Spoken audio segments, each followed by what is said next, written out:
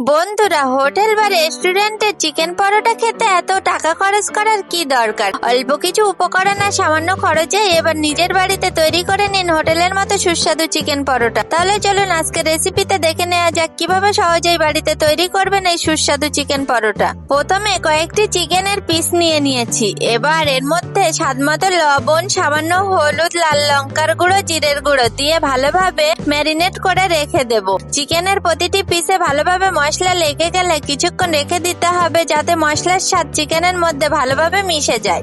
এবার পরোটার জন্য একটি পাত্রে পরিমাণ মতো ময়দা নিয়ে এর সঙ্গে স্বাদমতো লবণ এবং সামান্য তেল মিশিয়ে দিতে হবে। এরপর অল্প অল্প করে পানি দিয়ে ময়দা মেখে নরম ও মসৃণ একটি ডো তৈরি করে নিতে হবে। ডোটি ভালোভাবে মাখা হয়ে গেলে কিছুক্ষণ ঢেকে রেখে দিতে হবে, এতে পরোটা বেলা সহজ হবে এবং পরোটাও নরম থাকবে।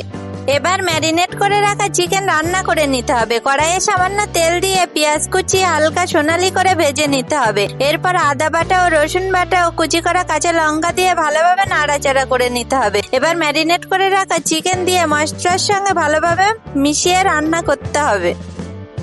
চিকেন ভালোভাবে সিদ্ধ হয়ে গেলে চুলা থেকে নামিয়ে নিতে হবে। চিকেন কিছুটা ঠান্ডা হলে হাড় থাকলে হাড় ছাড়িয়ে মাংসগুলো কুচি কুচি করে কেটে নিতে হবে। এই কুচি করা চিকেন পরোটার ভিতরে পুর হিসাবে ব্যবহার করা হবে। এবার তৈরি করে রাখা ডো থেকে সমান আকারে লেচি কেটে নিতে হবে। এবার লেচিগুলি থেকে একটি একটি করে লেচি নিয়ে হালকা করে বেলে নিতে হবে। এর মাঝখানে পরিমাণ মতো কুচি করে রাখা চিকেনের পুর দিয়ে চারিদিক থেকে ময়দা তুলে পুরটি ভালোভাবে ভরে বন্ধ করে দিতে হবে। এরপর অল্প অল্প করে চাপ দিয়ে পরোটার আকারে তৈরি করে নিতে হবে। এইভাবে সবগুলো লেচির মধ্যে চিকেনের পুর ভরে পরোটা তৈরি করে নিতে হবে। সবগুলো ভালো করে গোল গোল করে নিতে হবে, তাহলে দেখতে ভালো লাগবে। সবগুলো আমার তৈরি করা হয়ে গিয়েছে, এবার ভেজে নেওয়ার পালা।